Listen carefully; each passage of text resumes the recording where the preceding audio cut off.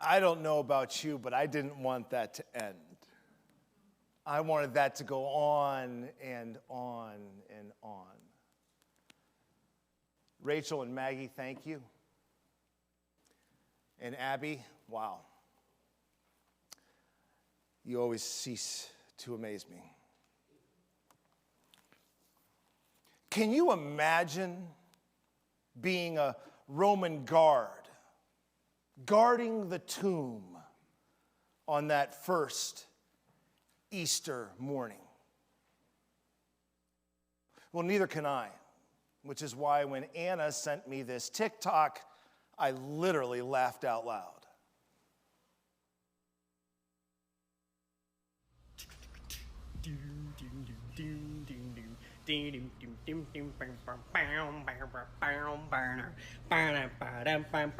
Hey!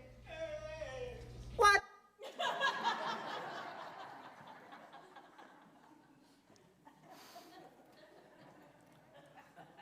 My kids are rolling their eyes right now saying, Dad, that's so a year ago.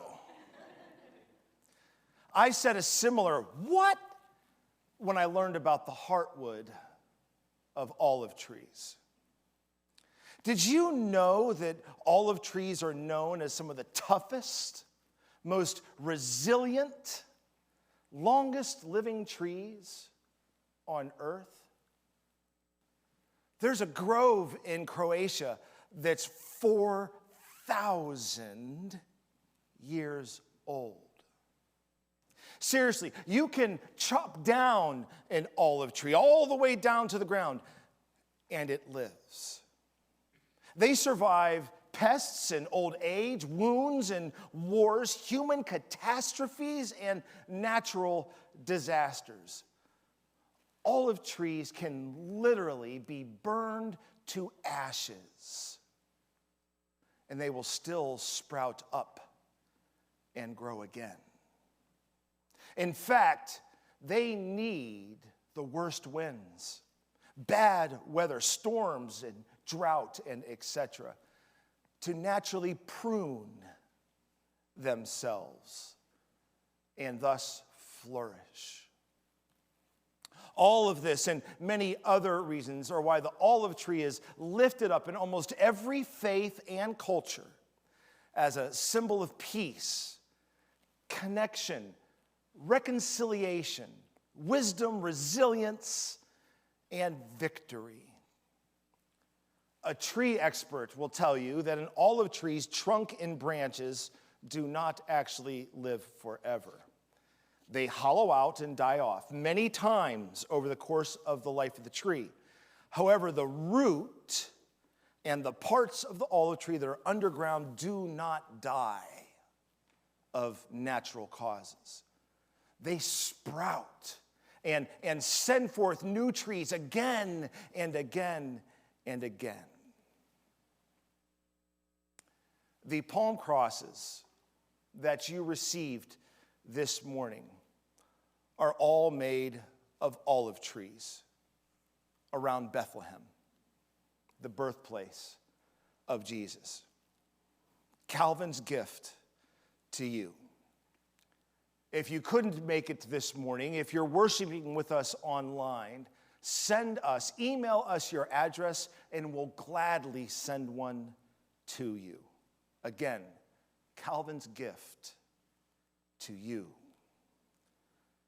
Each of us is individually carved by God, and each of these is individually carved, a unique piece of pruned olive tree wood. They're designed to fit comfortably in the palm of your hand as an aid for prayer and meditation. It's the ideal spiritual companion for calming a child's fears, for comforting a parent's worries, for soothing the stress of life. I'd like to invite you to hold your palm cross in the palm of your hand. Feel its texture.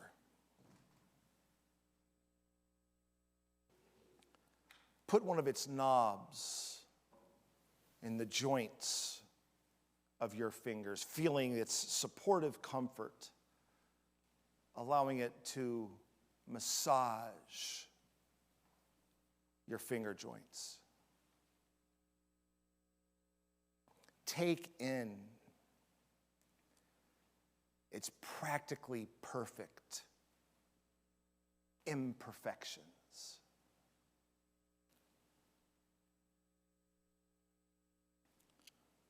Just like you, each palm cross, although similar in shape and size and color, is unique.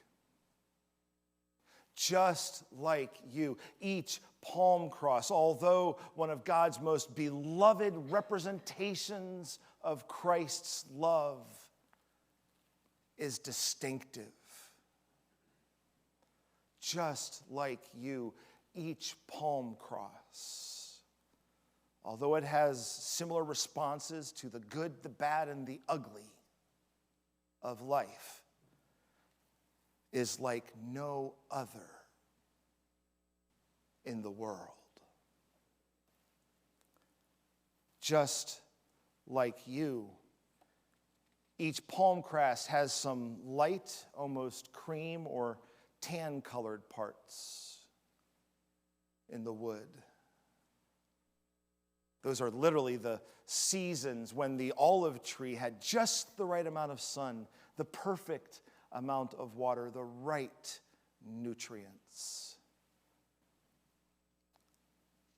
Interestingly, these are the weak places of the wood.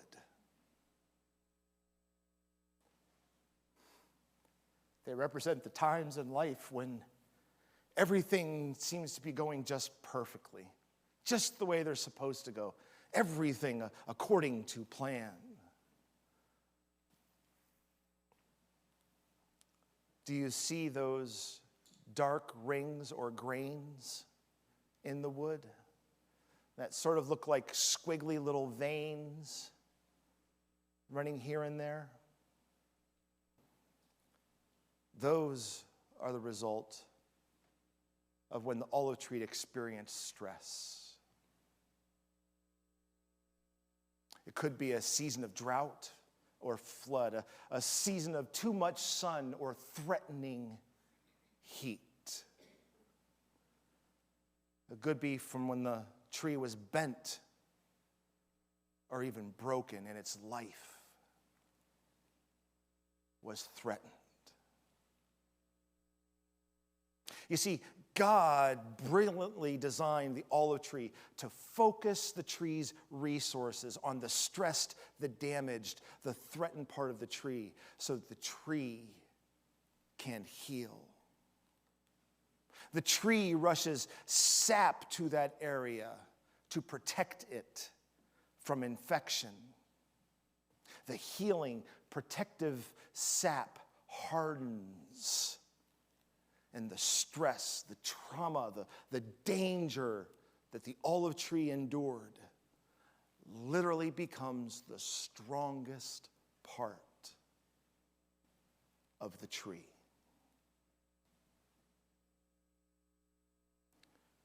Your palm crosses dark, squiggly little vein areas are called the heartwood.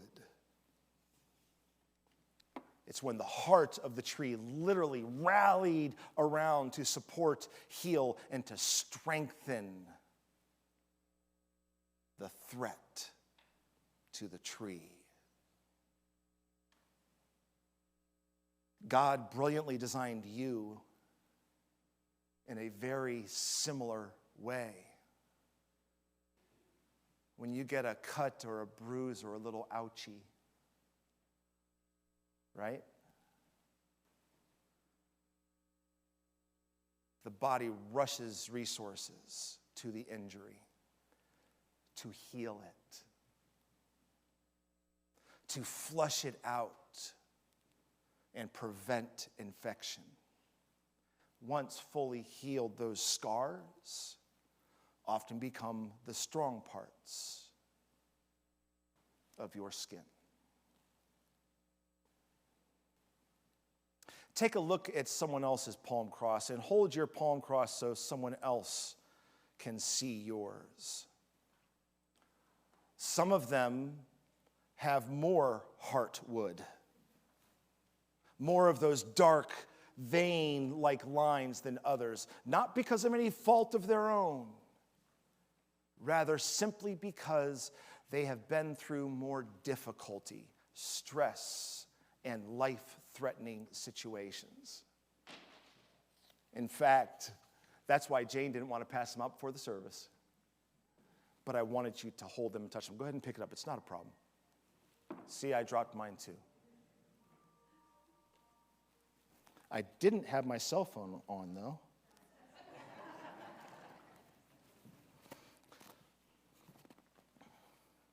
So look at someone else's. There's different dark, squiggly heartwood in there, not because of any fault of their own, just because they endured difficult times in their lives. In fact, it makes sense to say that palm crosses with more heartwood are technically stronger. I guess you could say they're beauty marks. Now, here's the heart of the matter, pun intended. Here's something to TikTok. Here's something year after year, like the Roman guard, to say, what about? Your palm crosses are in the shape of the slowest, most barbaric, and brutal form of state execution that mankind has ever created.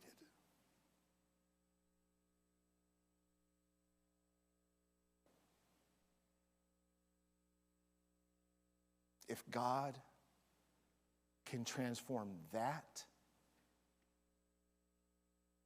in the most recognized, adorned, beloved symbol of sacrificial, unconditional, non-judgmental love the world has ever known, just imagine what God can do with your bad and ugly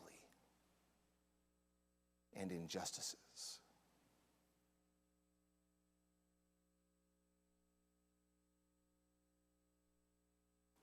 Inevitably, about halfway through every mission trip I've ever led or been a part of, there's some conflict. There's some tension. And some of the homesickness mixes together with everyone being tired and irritated and on their last nerve. And we gather. And we pause. And we breathe together. And we process what's happened, what's going on. And with God's help,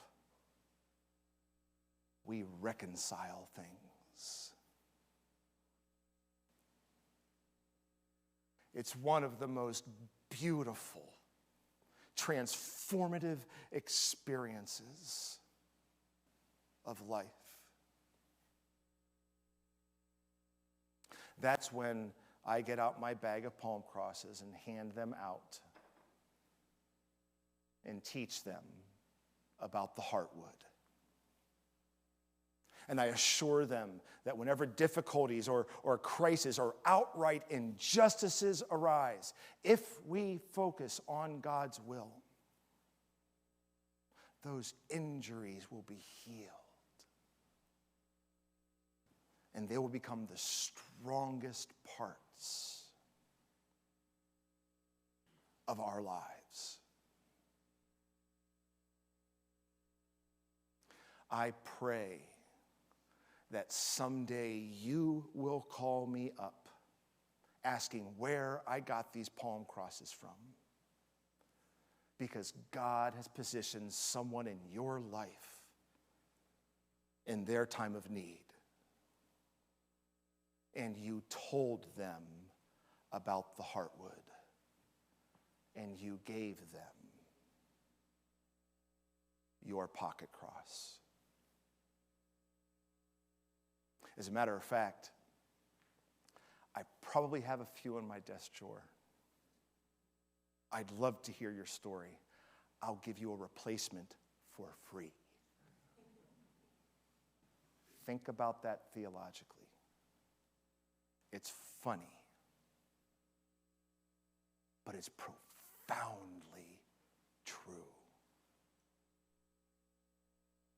God did not need to do this, but he did. Because he wants his son's tears to mingle with yours so that someday they can dance together.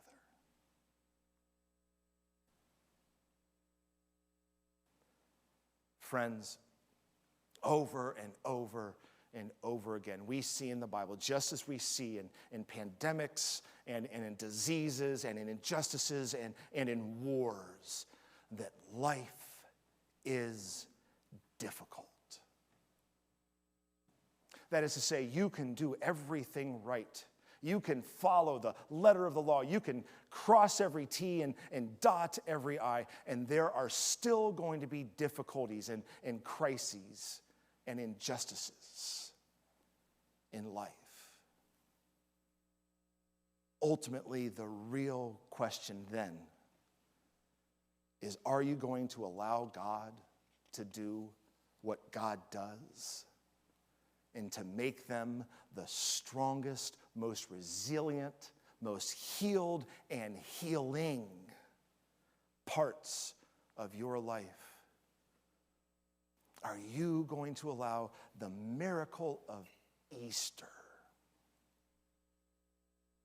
to transform them into Heartwood?